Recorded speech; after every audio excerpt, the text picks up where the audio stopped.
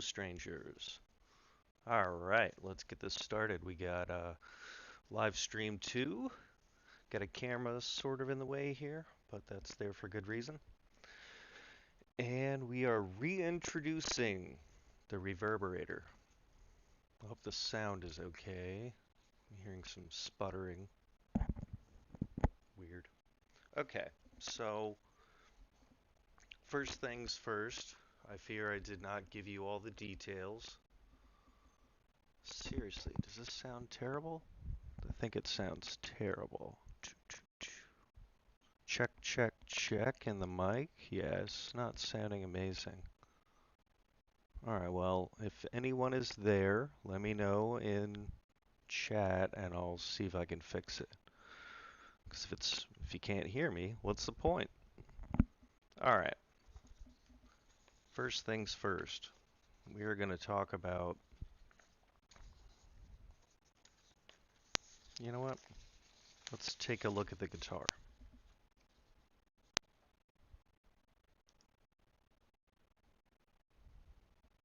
Get to my fancy camera here.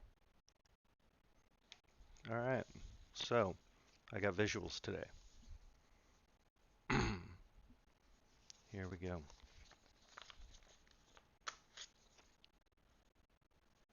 Look at that pretty thing. I'm excited. Alright, so I have to remember what everything is here, but the basic idea is that we're going to have two P90 pickups in this guitar. It's kind of I believe it's a standard Jazzmaster that would have two P90s, a pickup selector switch,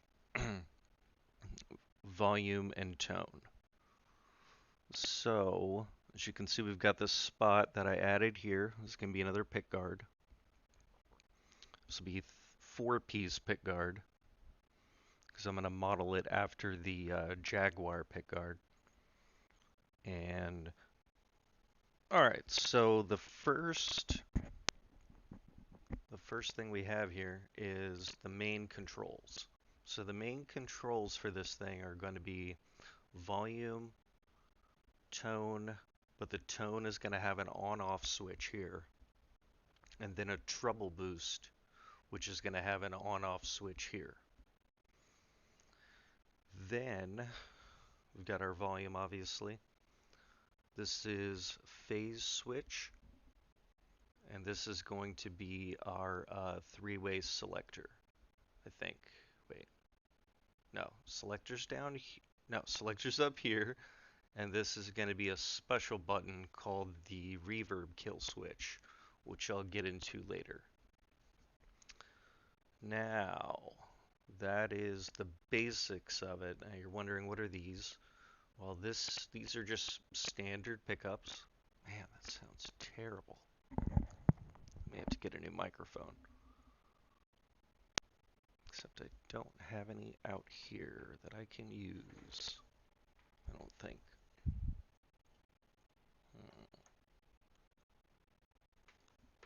Alright.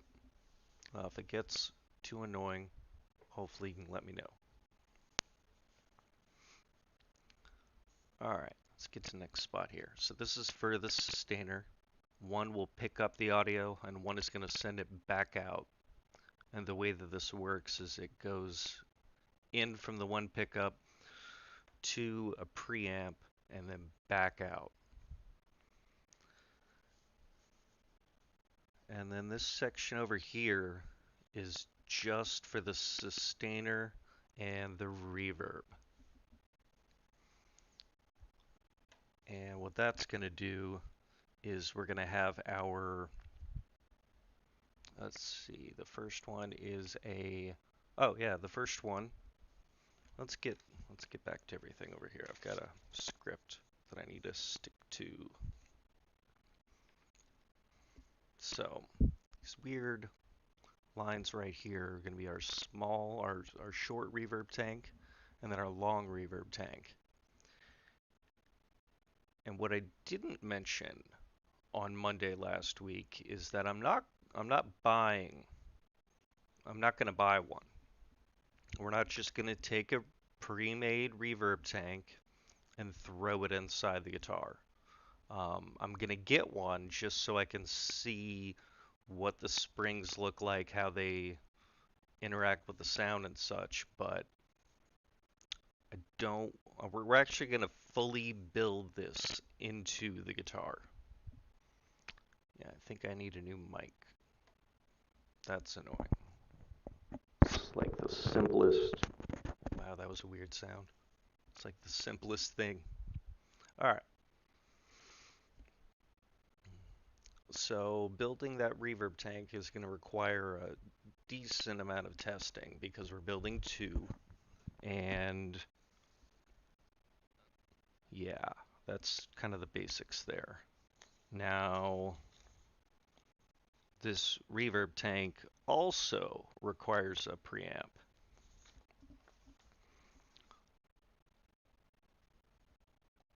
Let's switch to this camera back. Okay, so here's kind of a funny thing.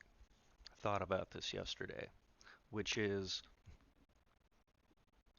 we're basically putting two preamps inside this guitar, and neither of them are going to be used to go through the main output. Like, it's not, neither of them are actually going to be used as preamps in the sense of putting a preamp in the guitar.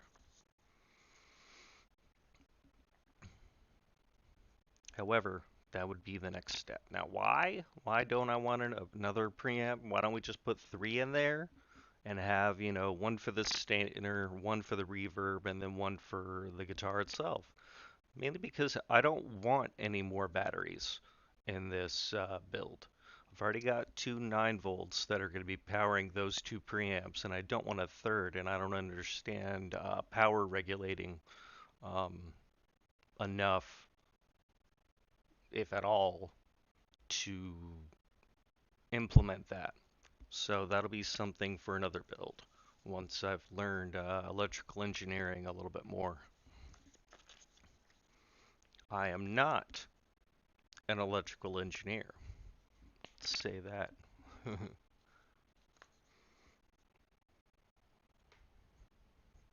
Oh, okay. This is a big one. So I had a comment about the reverb, which was a really good comment by Devil and Sons Guitars. And basically the idea was, how will the reverb interact with the movement of the player? Let's say I thought about that.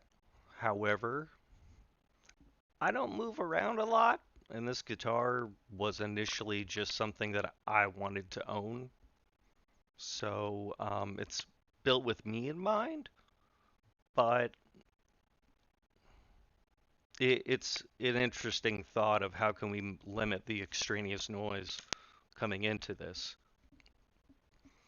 and how can we control or augment it with that extraneous noise maybe.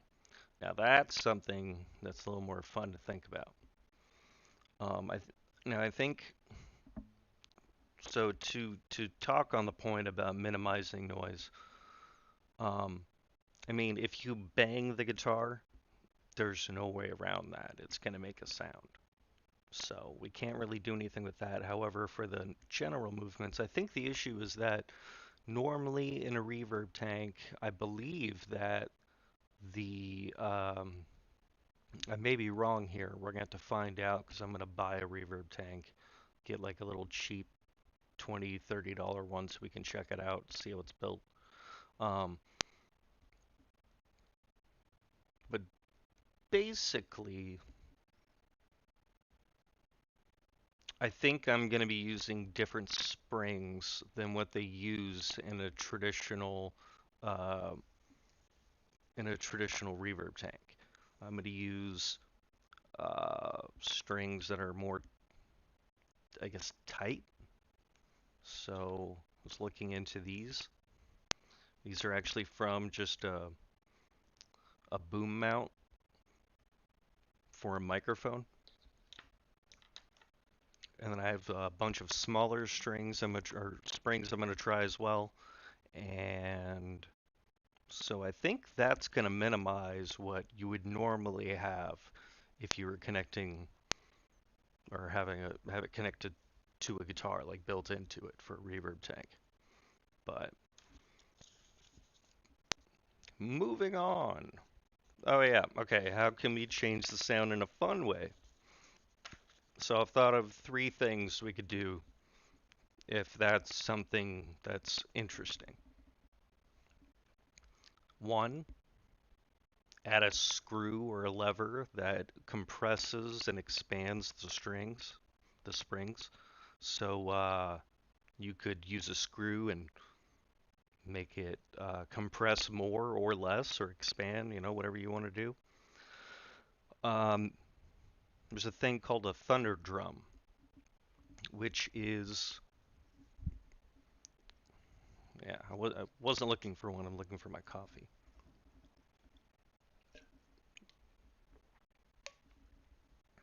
But a thunder drum is, imagine a paper towel cardboard tube. Put a piece of film on one side, attach a spring to it. Now, if that film is pretty durable, you can then take the spring and start wobbling it around, and it'll make a thundering sound. Well, back in the day, they used to have those where there was like almost like a poster board, I mean a poster tube, had a little hole in it, and you could stick your finger in there and pluck the spring to make sound. So that's an option.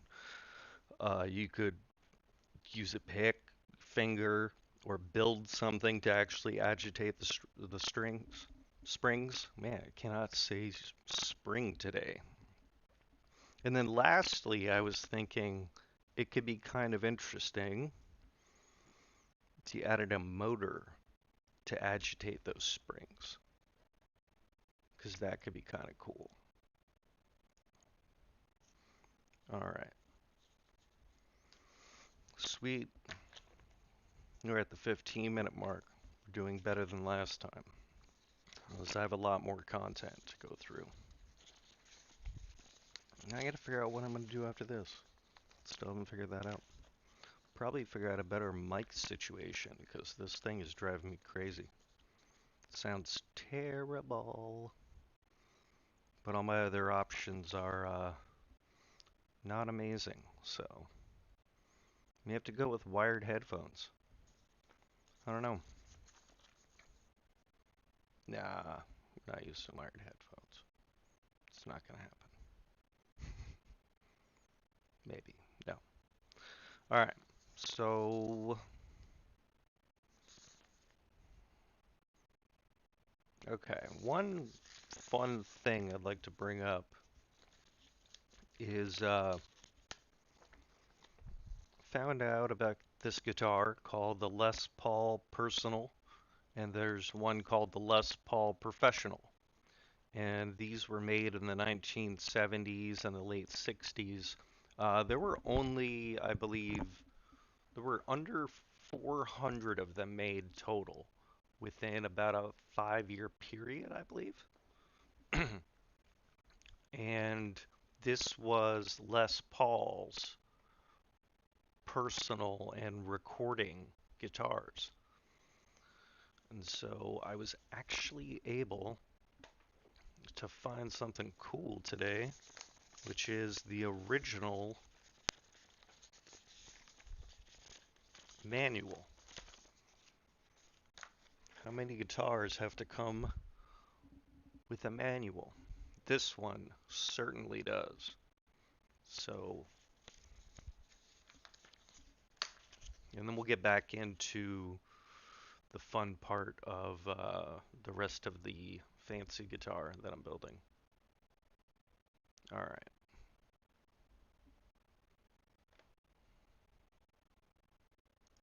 Boo! There we go. All right. So this is a photo. Since I have to do it. There we go. Get it this way. But there are a lot of different things that you can see here.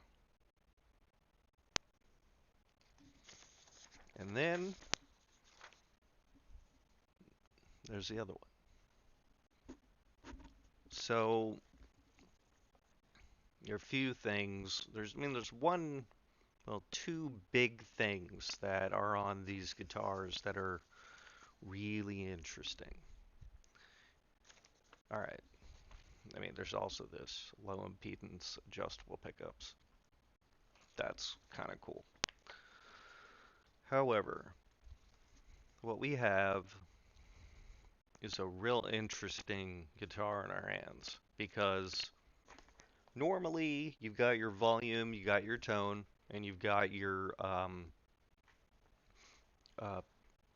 pickup selector. Now,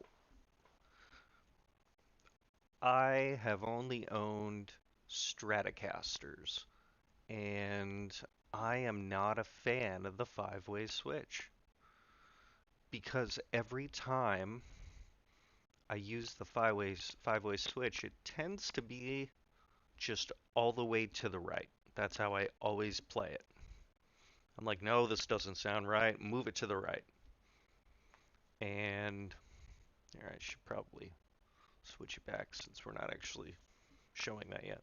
Um, so I'm not a huge fan of the five-way switch.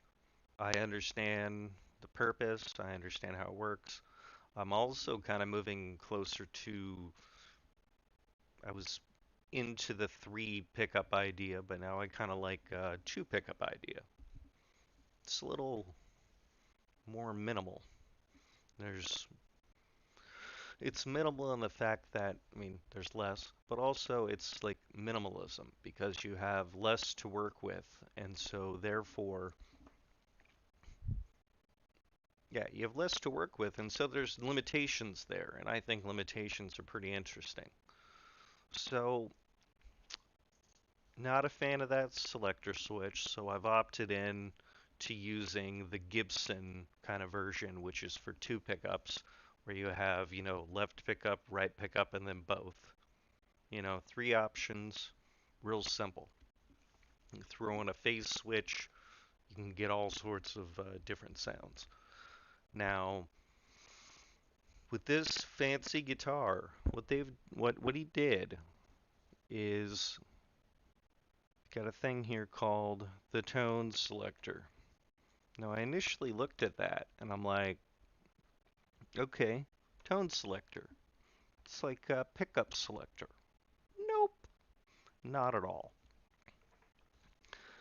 What this does is it changes the configuration.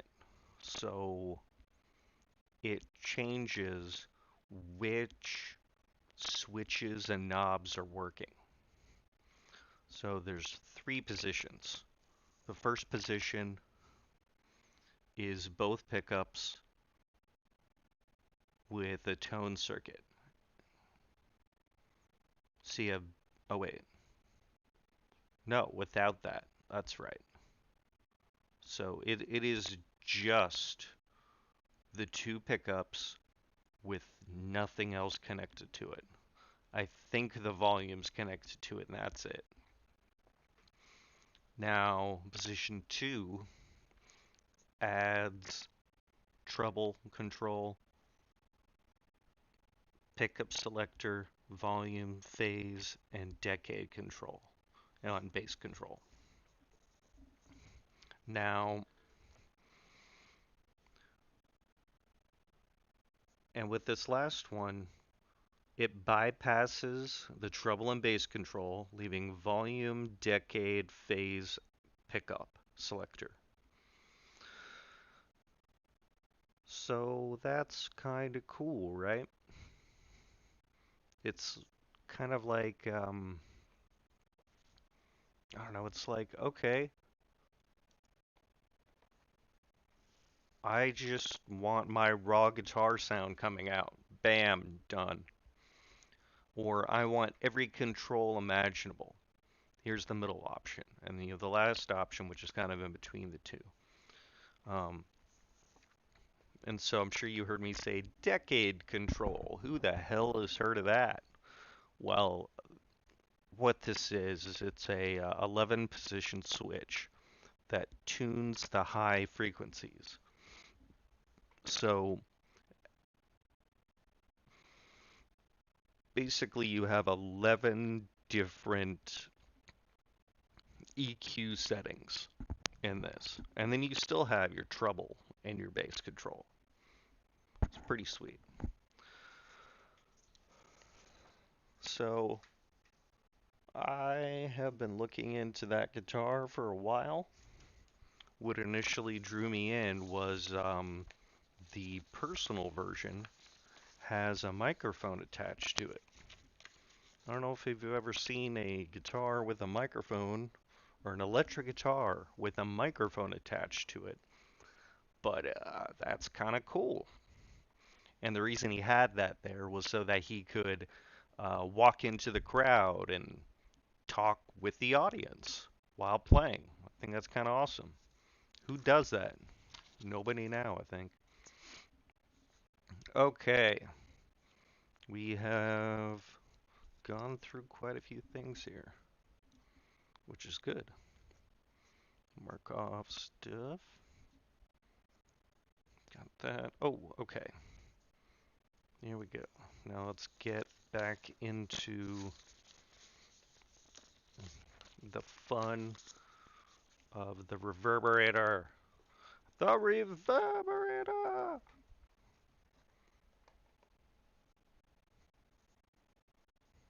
Okay. Here we go.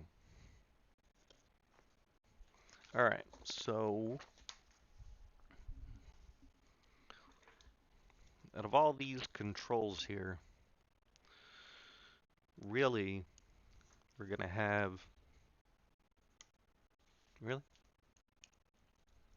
Input selection,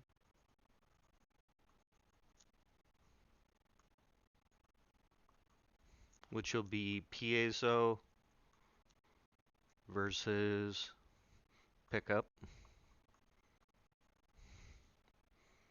We're going to have the spring selector,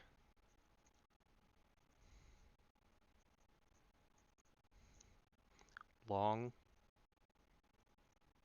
short, both. And then we're going to have drive for the sustainer and drive for the reverb. I fear I don't have enough switches and knobs here. We're at 4, and I'm only seeing 4. Oh wait, no, this and this are both switches. Okay, we got those two. And then we're going to have tone, a tone adjustment for reverb. And then our effects selector switch. And for the effects selector, what that's going to do is one is just the sustainer. 2, reverb. Actually, sorry, this is 2, this is 3, 4 is both, and 1 will actually be off. Just pretend that's up here. Pretend that's up there. Okay. It's a lot. Okay, so we've got all of these. Now, it's all pretty cut and dry in terms of what everything does. So, what's left? Well, I think there's two two more big things left for this, which is one of the ways that I counteracted um, pickup noise is there's going to be a separate output for the reverb.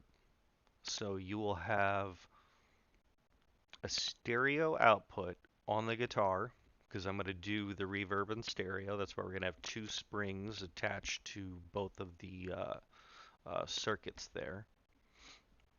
And then, yeah, that's going to have a separate output, and then there'll be the guitar output. That'll be mono. Um, and then there's one more switch.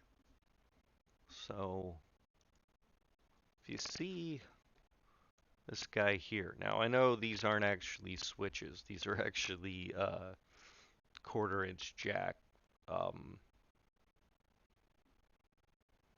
I guess images or templates or something. So, or diagram, I don't know. Anyways, so this, let's imagine that all of these on here are not quarter-inch inputs or jacks, and instead look at them as switches. So this switch is going to be a momentary switch, which means that you push down, and as soon as you let go, it's off. When you push down, it's on. Off when it let go. When you let go. Um, and what this switch is going to do, and I'm not sure how I'm going to pull it off, but I want the switch to allow all of the reverb to flood into the guitar output. And I'm going to need one more. Yeah, I'm going to need one more. Okay, we need one more potentiometer, which is going to be wet dry mix. I don't know if this is necessary for.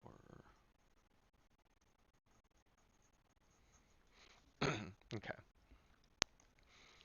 And I'm adding, since we have the reverb kill switch, I'm going to have also a normal kill switch.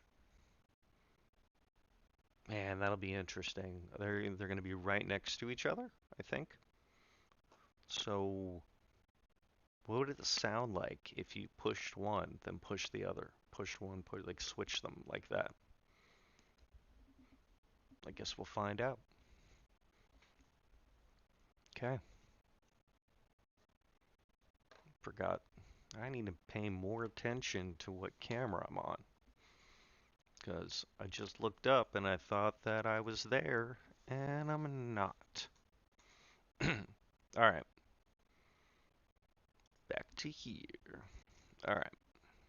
What do we have left today? We've talked about Les Paul's amazing guitar. Alright, we've got that. Wow. Only have 30 minutes again. That's okay. There's still more to do.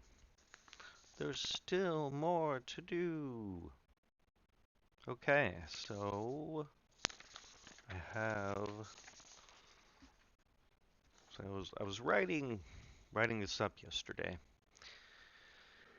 and of course, as I did, I came up with more ideas. So that's fun. I mean, it is, but it gets annoying when you come up with 5 ideas at once and you don't know how to really, I don't know, figure them out. It's too many when you get 5 at once. Okay, so one of the things, just to go over the rest of the, we'll go over the plan. So the plan from here on out is there's two plans. There is the testing, which is going to be fairly extensive because I don't necessarily know what I'm doing. And so we're just going to play around with things. And so what we're going to be testing is We're going to test the sustainer, reverb tank. Additionally, for fun, I'm going to test a high pass filter and a low pass filter.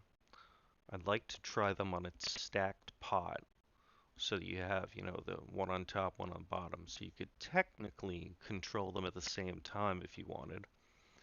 Um, the reverb kill switch, and then if I have time, I kind of want to mess with that idea of agitating the springs at a rate, like hitting it on a beat would be really cool. And we're calling that motor verb. Oh, and then I thought, well, what if you connected motor verb and synced it up to a tremolo effect? That could be freaking sick. So, and then we'll obviously have to test out all of the electronics. Um, now,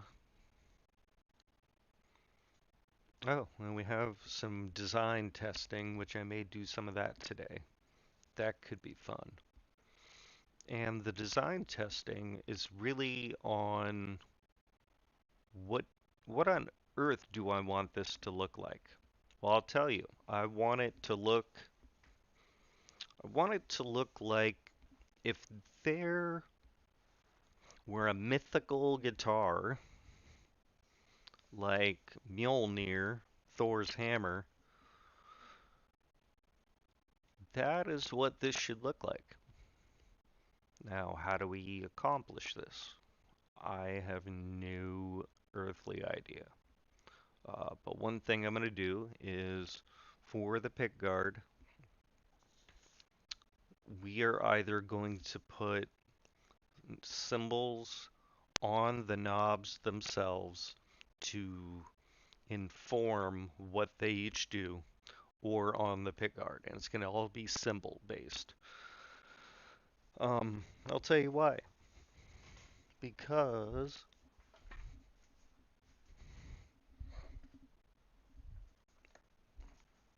I really like what they did here. Here, we'll get switch cameras. So, how cool is that? Makes sense? That's reverb. That's volume, that's gain, and that's output. Pretty cool though. I also would like to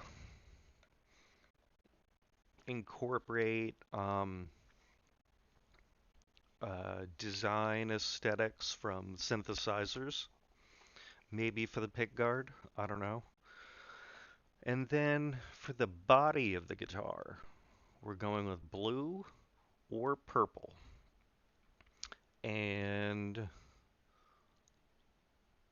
a visual representation of reverberation. So, if you have any ideas, I am open. Place them in the comments, place them in a later video when I ask for them again, because we'll be doing some extensive testing for that, and that will be fun.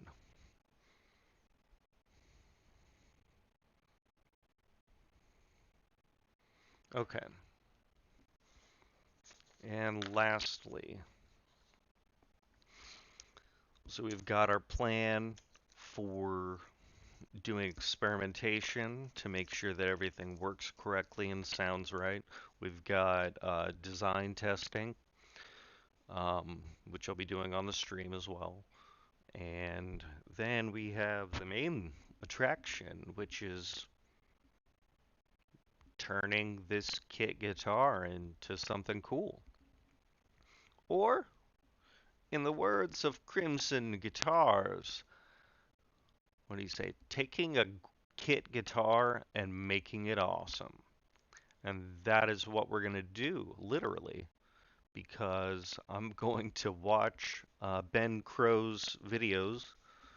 He had a series on how to take a kit guitar and make it awesome, and we're going to use that as the basis for the technical portion of the guitar itself, as in fret dressing, fret leveling, things I've never done before that are going to be time intensive, kind of annoying, probably, I assume. Or hey, maybe it's therapeutic. Maybe it's like other woodworking stuff where you just kind of find that it's fun. Um, so before next week, next live stream, I'm going to go through. I'm going to pull, not pull, but yeah, I'm going to pull the details from that one specific playlist that Crimson Guitars has, and kind of make a lesson plan. So we'll go through and make a plan for everything we're going to do for the rest of the stream, and get a full-on timeline. So there's that. Now I will tell you the first thing we have to do for this guitar body is we need to sand the hell out of it because they, for whatever reason, put sanding sealer on it because they assume that you're going to paint it. I'm not painting my guitar. I do not paint my guitars because I enjoy wood grain and I like dyes and stains. Just more interesting. Okay, so since that is done, let's have some fun. Switch this over. Oh, look, it's a piece of plywood. Woohoo! Alright, I wonder, should I switch? Should probably switch to this camera. Wow, you really need to change the brightness or whatever for this one. Can't see a thing. Hmm.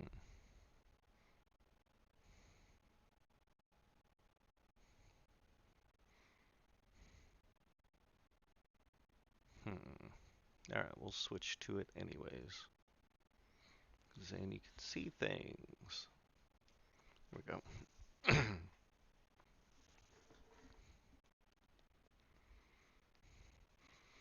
Alright, first things first.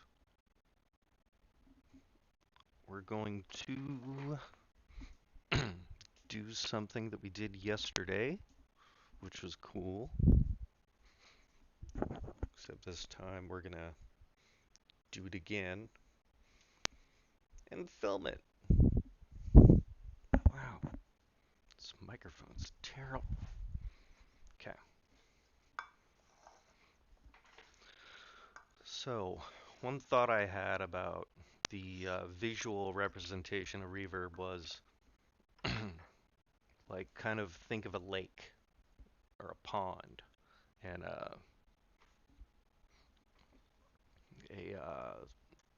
rock falls into the pond and makes those ripples, the ripple effect. And those ripples go out and they get bigger as they go out, I guess you'd say. And so we're going to try that out. So I got this guy here. It's just a little, what is this? It's a little bowl. I don't even know what you'd use it for. Maybe like condiment bowl or something. But I found that if I use this and then use this guy, which is a flex cut carving knife, then what I can do is I can just carve circles all the way down, and then we can see what it looks like. So let's get started.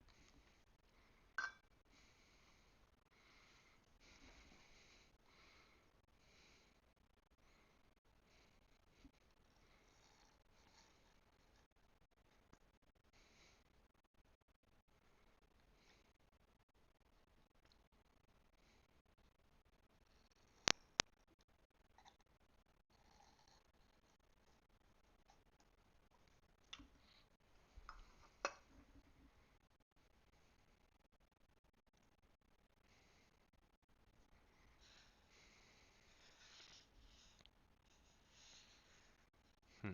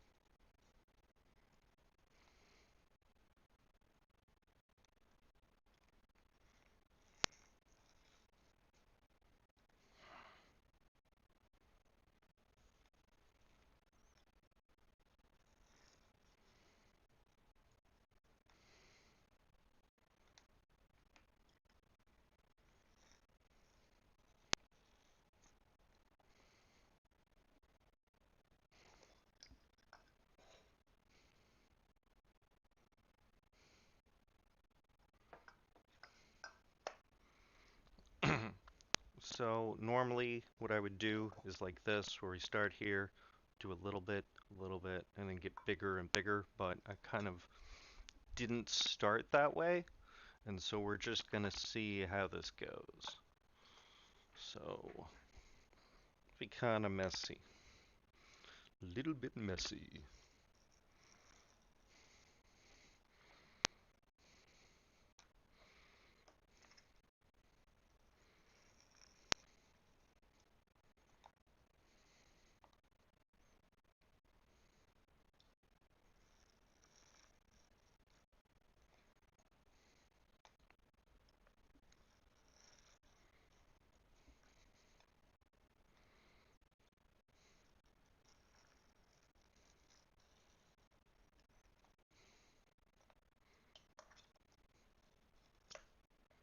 Go off the edge.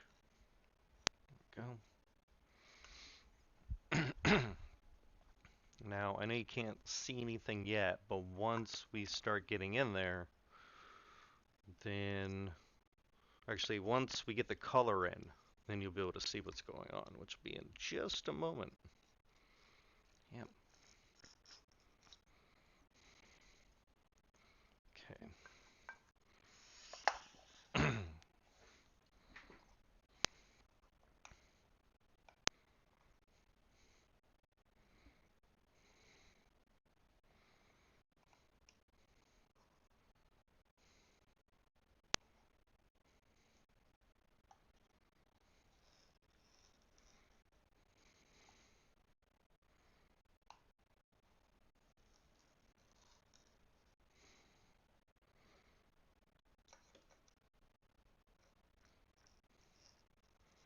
It's gonna be a bit sloppy, but it's okay. Just trying to get the idea.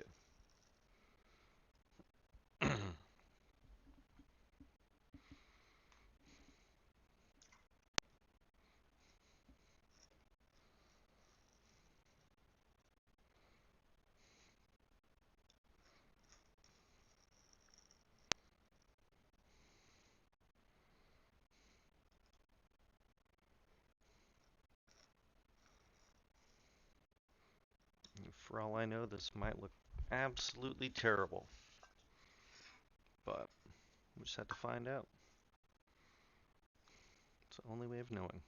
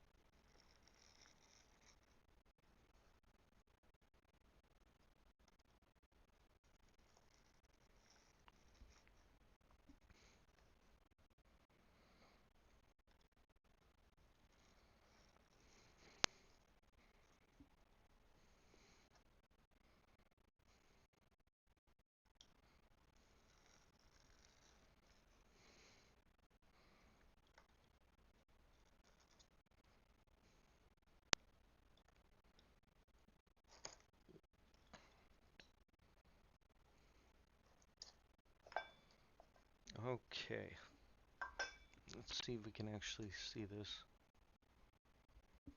Let's switch to an overhead view.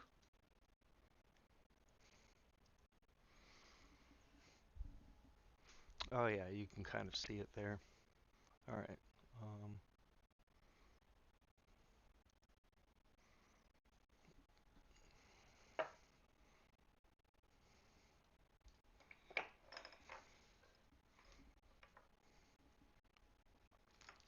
Now for the fun part.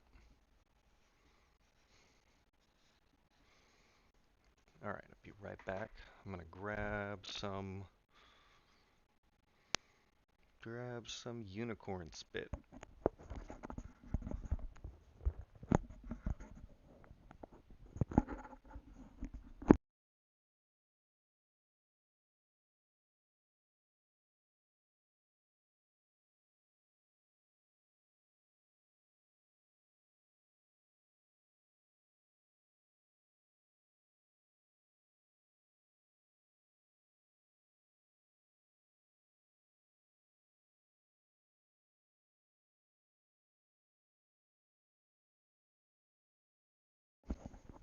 All right,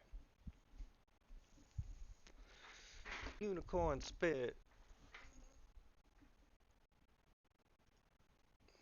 It's pretty good stuff. It's a gel stain, water soluble.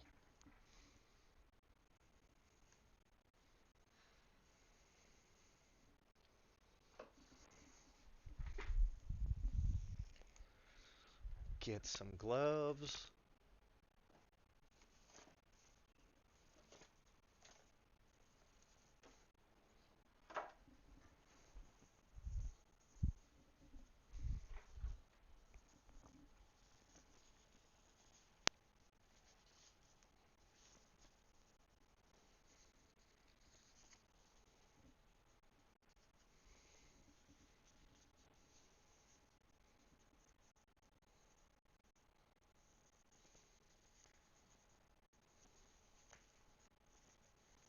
Does not want to get on. There we go.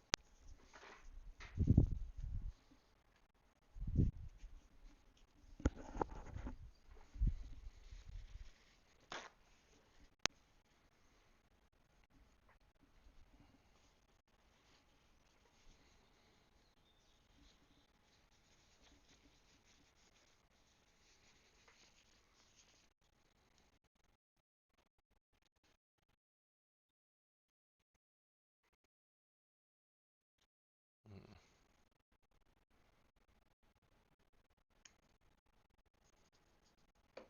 Nope, nope. We're gonna do this the way we always do.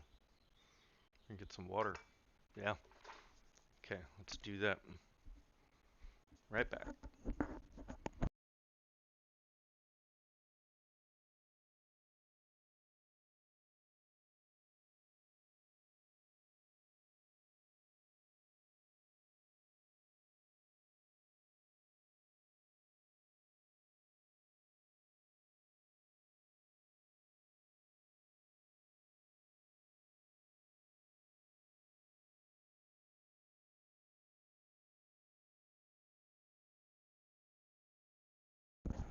Okay, got some water.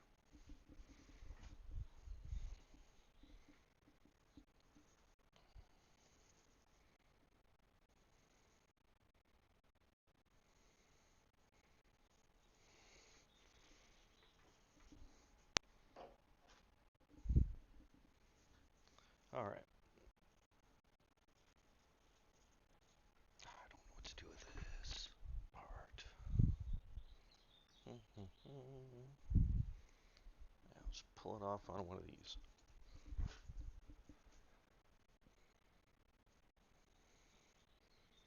Yeah, that works.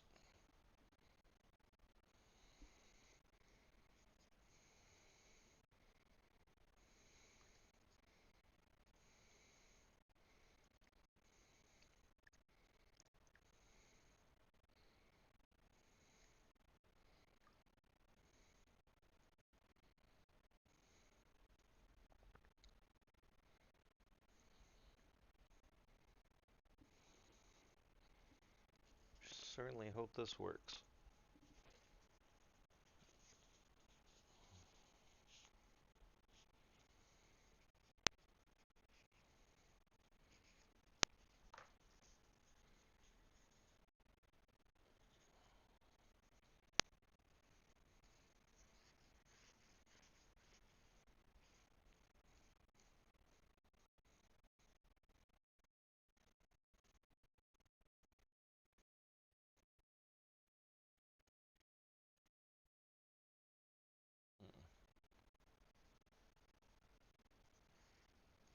Not that cool. I don't know. It's not as cool as I thought it'd be.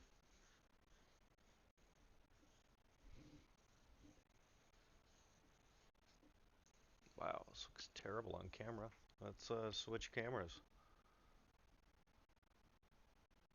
Looks better now.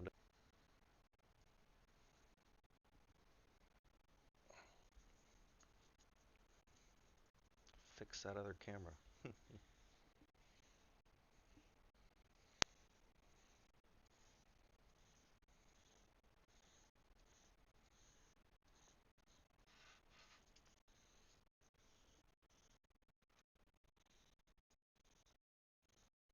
Obviously I didn't use any, what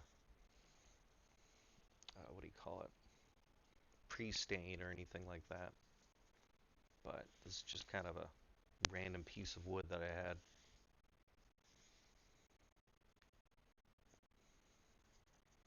Alright, let's wipe it off.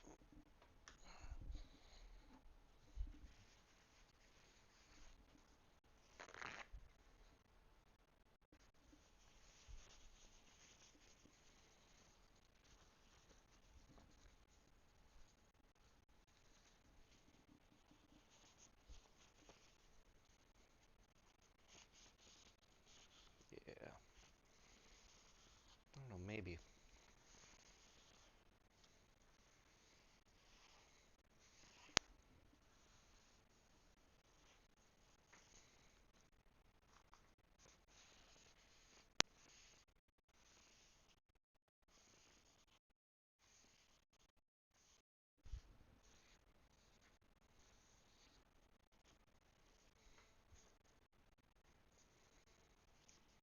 Alright, we're gonna go a little darker.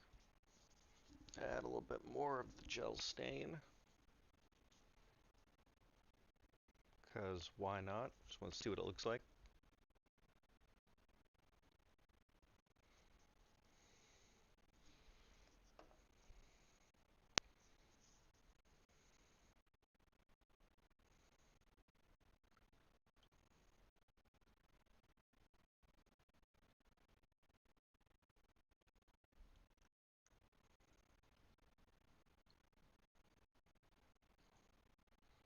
Alright. Add some more.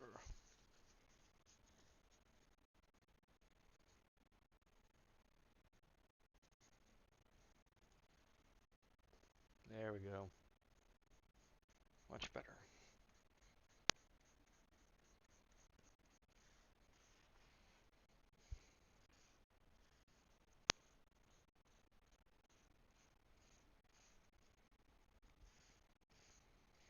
Hmm. There's another idea I just thought of, which is, what if we did this and then sanded off the top layer, which would leave these indentations with the blue already in there. Wonder what that would look like. Might test that.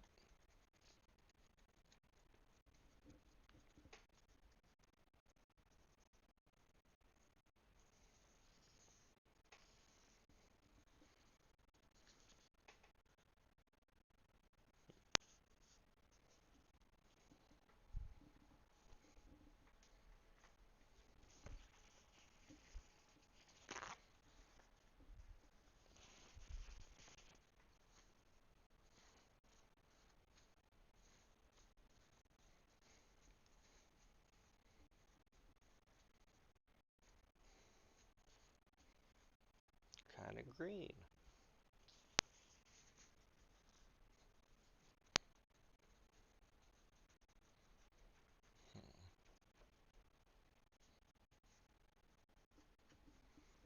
Not bad though. It's kind of cool, especially with the grain. Hmm.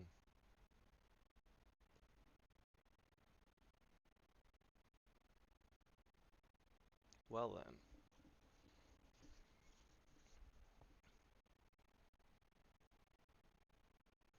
Hmm. Still don't know. Still don't know. Guess I'll have to wait for this to dry and then try some other things. All right, I'm gonna try a different piece of wood and switch back to me. Oh, wow, I really messed that up. I'm over here. There's not a camera directly in the middle of the shot. I swear. Okay, grab another piece of wood. Hmm. Hmm. Hmm. Hmm. You know what? I'm gonna grab this guy. Weird. So this seems closer to what this is, maybe. Hmm. I just don't know. Beyond doing that idea, I don't have a lot of ideas for how to get a. How do you do that? Reverberation visually. I don't even know. All right, let's get this out of the way. There we go. Cool. And we're gonna clean up this place tomorrow. It's a good call. Wow, we've been here for an hour. Cool. Cool, cool. Cool, cool, cool, cool, cool.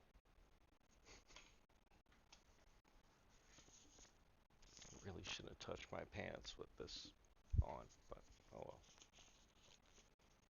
Okay.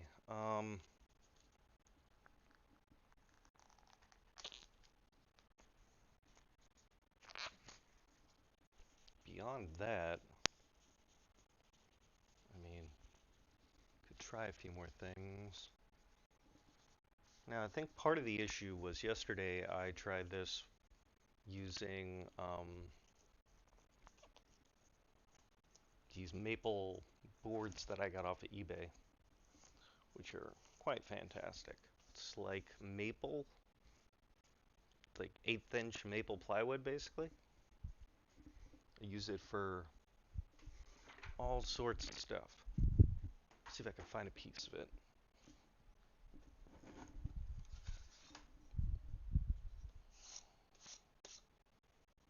Okay, so here's a piece. It's kind of one of the cooler pieces actually. It's cut, but usually this is about 12 inches long, and you can see anything. Really can't see a thing on this. Wow, that's amazing. Oh, there it is. You can kind of see it now. It's a stupid light. I am gonna switch out that light. Anyways, you know what? Do this. No? Yeah, that's alright. We'll switch that over. See? That's kind of pretty, right? My thing is kind of pretty, especially with all this figuring right there. But it's not boring birch Baltic plywood or Baltic birch.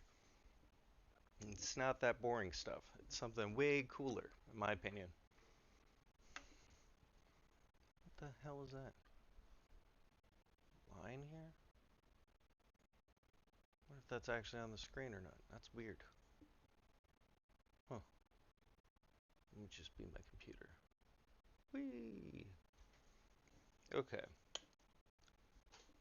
We did stuff today.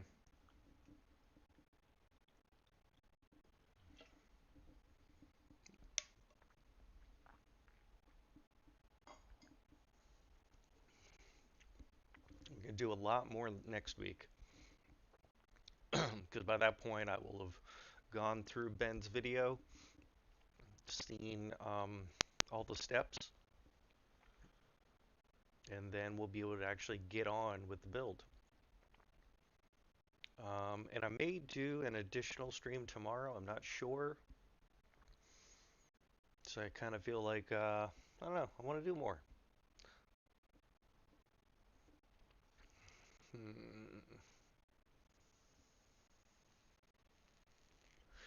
We're going to get a better microphone situation. Definitely. Okay.